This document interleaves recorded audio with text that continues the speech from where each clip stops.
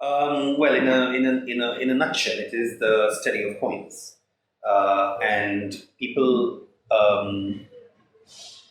tend to think that it applies only to coins, but discursively, even tokens, badges, medals, banknotes. So it's actually identifying the object, and then a little bit of it is into deploying that as historic evidence. So coins, of course, everybody knows that coins are primary source of history, primary evidences, and how do you use them in historical reconstruction is a major part of numismatic studies.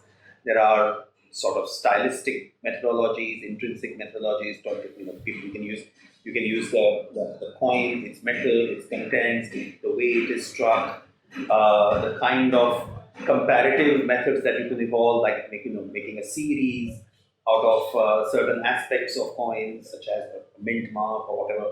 So there are all these. Then there are extrinsic aspects, such as hoards, when they're discovered in aggregates. They're discovered as archaeological finds.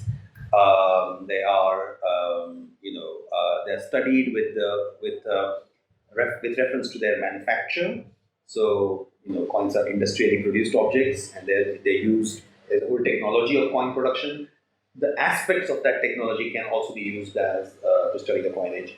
Metal flows, where the metal is coming from, how were the coins made? They were used using dyes, or whether cast by using molds.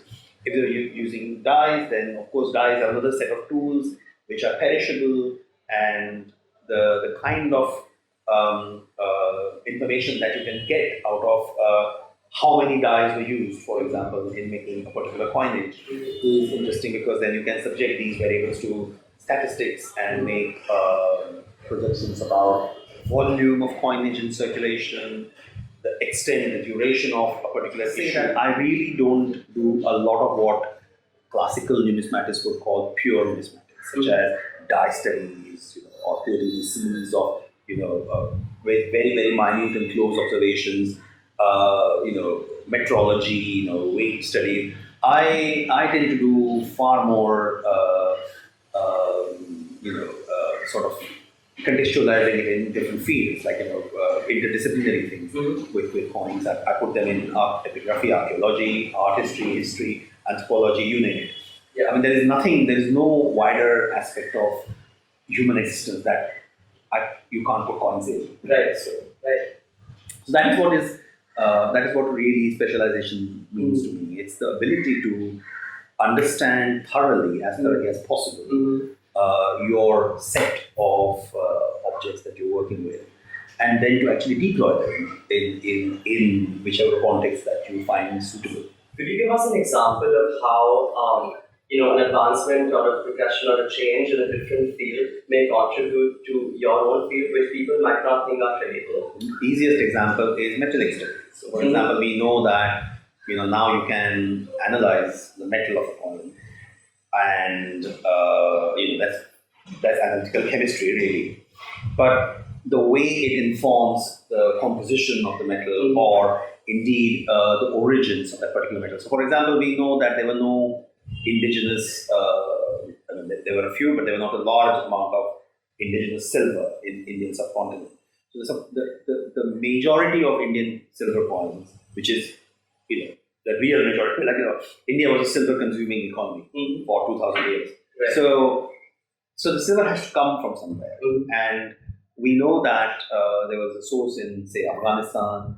So you analyze the source, the ore that are found, and then there's something called ore impurities, and then you have this ore impurity signature in the alloy, and you find the same signature in, say, the coins that you're studying. Then you could say that they've come from that particular mine in Afghanistan. So, for example, if you have two coins which have different styles, and based on those two styles, you can't say that they came from the same sort of ore. When you use a scientific method to see that they came from the same ore, then you can say that they were. Yes, I mean, there is a good example of that is, say, I could immediately think of is some research that was done by an analytical archaeologist chemist called Paula Turner, and she proved that the bulk of Western Kshatrap silver currency in Gujarat in the first 2 centuries AD there was a good reason to believe that they were actually made by using the silver that was being imported through import of Roman silver coins. Okay. So there was these kind of signatures were met, and they could actually see that there was a similarity in composition. So this sort of thing is really crucial in understanding, because the metal has to come from somewhere. Right. So, Professor, you spoke about coins as objects that move, and I was wondering if you could tell us about how specializing in this kind of object, what are the sacrifices that go into that? Because at one hand, you're not, looking at paintings, you're not looking at sculptures, you're looking only at coins. But on the other hand, you're going across the world or across a large region and across time periods. well, I mean, the thing is that coins, money particularly, is fundamental to human existence, I would imagine, because you may talk about a painting or a sculpture. You never talk about who somebody has to produce it, Right. and somebody has to invest a particular amount of time and effort and art and imagination, all sorts of things in it. Was that? I mean, you could always be altruistic and say that this was a sui generis kind of way of saying, oh well, I'm going to be this great devotee of Jesus, and I'm going to make this fantastic temple or church or whatever, or chapel, or I'm going to be this great patron of Buddhism. But having said that, somebody has to be paid for it. I mean, you can't really have monuments unless somebody is investing either a spiritual component of their input or a commercial component of, and usually it's a skill set. And you can always persuade people to share their skill set in lieu of spiritual compensation. But I do believe that that doesn't work all the time. Yeah.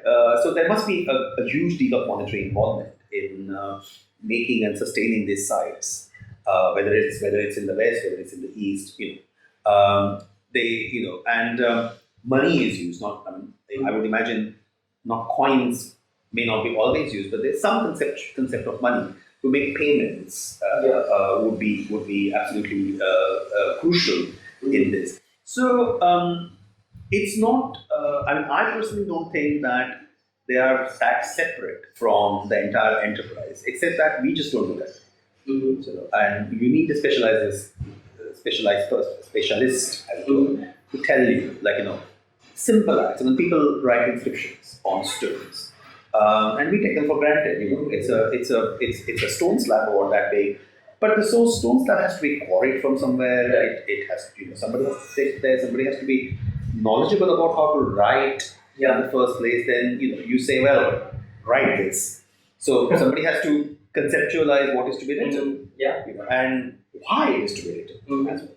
So there is a whole set of variables that go into any enterprise where at some point coins or money will be involved. Right. So so it's not so much as a dissociation than it's association. So and of course that classic thing is. This is about the utility or utilitarian aspect of the whole subject, of the whole thing. But there's also the intrinsically that you can actually make comparisons. Coins are the outputs of the same cultural whole. That produced a certain kind of art or whatever. So there are comparative. There are comparisons that one can draw in terms of execution, in terms of paleography of inscriptions. These coins have sometimes inscriptions on them.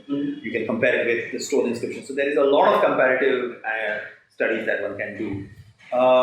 So it's not specializing to me personally means contextualizing. So you got to know your objects. I'm a material person. I don't do traditional archive-based histories. The material that I deal with is my art.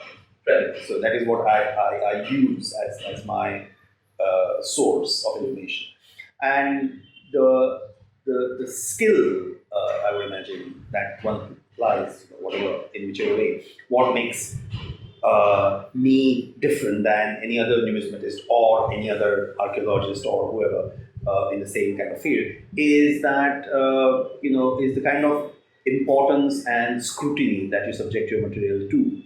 And I was my guru was Joe Cribb, who was in the keeper of the Coins Museum, who I worked with for 3 or 4 years before that, still carrying working with him. But when I was doing my thesis on Satavahana coins, and we were having a chat, and we were talking about these literary evidence, like Puranas, and where dynastic lists of Satavahanas are furnished. And he said, you know what? Take the Puranas, throw them out the window. Look at the coins first. Yeah. Understand the coins. Then you go downstairs and pick up those Puranas that you've thrown up. Yeah. And then make sense, how it fits. Because Puranas are diffuse. We don't know when they were composed. There's a whole set of diffusivity about them, which is not there about coins. Coins are real objects. They were struck absolutely contemporarily to the king, or they were used by the people who actually. So there is a materiality to it. So don't sacrifice the materiality at the stake of something which is diffuse. Don't try to fit the material into the diffuse literary evidence. Understand the matter, the material first, and then engage in a dialogue, saying that this is what happens. This is. I mean, when I did my thesis, this is what I found. There were lots of controversies, and people just sort of never answered them. There were kings who were known from coins and who were known from texts, and not. There was no. Sometimes there were kings which were known only from coins, but not in text, and vice versa. Yeah. And my question was that nobody engaged with it. Nobody said, "So who do I believe?" Yeah. Out of two. And so I do believe that coins are very boring, frankly. But the way you deconstruct them, the way you decipher them, the way you recontextualize and decontextualize them, is the fun. That's what makes them sexy. Yeah. So this is what I do. Thanks for checking out Art Story with PK. My name is Paritosh, and I created this channel in order to share content with you on the cultural past of India and our world. If you like what you see, please go ahead and share, subscribe, and check out my other social media profiles. And if you have any comments on the content I create, any questions, please go ahead and reach out to me.